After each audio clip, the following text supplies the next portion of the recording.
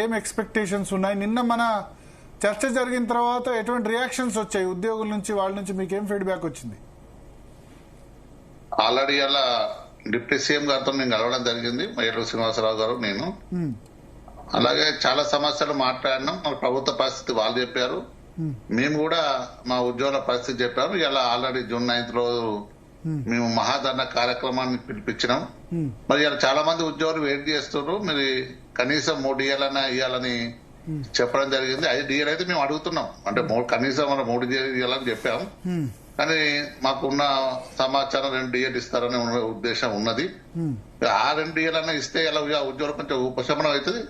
క్రమంగా తర్వాత కూడా అన్ని సమస్యలు పరిష్కరించామని చెప్పాం.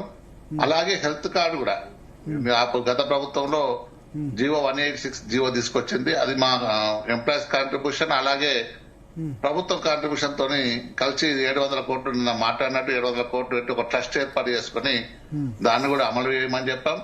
అలాగే ఇలా పెండింగ్ బిల్స్ చాలా మటుకు చాలా ఉద్యోగుల నిరాశ ఉంది. ఇలా రిటైర్డ్ ఉద్యోగులది పెండింగ్ బిల్స్ ఉన్నాయి కాబట్టి దాన్ని గతంలో చెప్పినట్టు సీఎం గారు డిప్యూటీ సీఎం గారు చెప్పినట్టు 600 కోట్లు ఇస్తా అని చెప్పారు. 600 కోట్లను రిలీజ్ చేయాలి, నెలకు 600 కోట్లు రిలీజ్ చేయమని చెప్పాం. మరి క్రమక్రమంగా డబ్బులు ఇచ్చిన కొద్దీ ఇంకా 1000-2000 కోట్లు అట్లా కొట్టి దాదాపు 2 నెలల్లో అన్ని క్లియర్ చేయాలని కూడా ప్రభుత్వం చెప్పాం. అంటే ఇప్పుడు 2 DL కంపల్సరీ ఇస్తారు, ఇవ్వాలి. కనీసం 2 DL ఇస్తే ఇలా ఉద్యోగులు హ్యాపీగా ఉంటారు. ఎందుకంటే చాలా రోజులు వెయిట్ చేసుకుని మీరు అన్నట్టు వచ్చే నెల నుంచి మళ్ళీ ఒక DI 6వ DL ఇస్తుంది. ఇంతకుముందు చెప్పినట్టు పశ్చిమ బెంగాల్లో వాస్తవానికి ఉద్యోగులు కోర్టుకు పోయి ఆ కోర్టు కూడా ఇలా వాళ్ళ ఉద్యోగులకు న్యాయమైన డిమాండ్ అది వాళ్ళ DL అని ప్రభుత్వాన్ని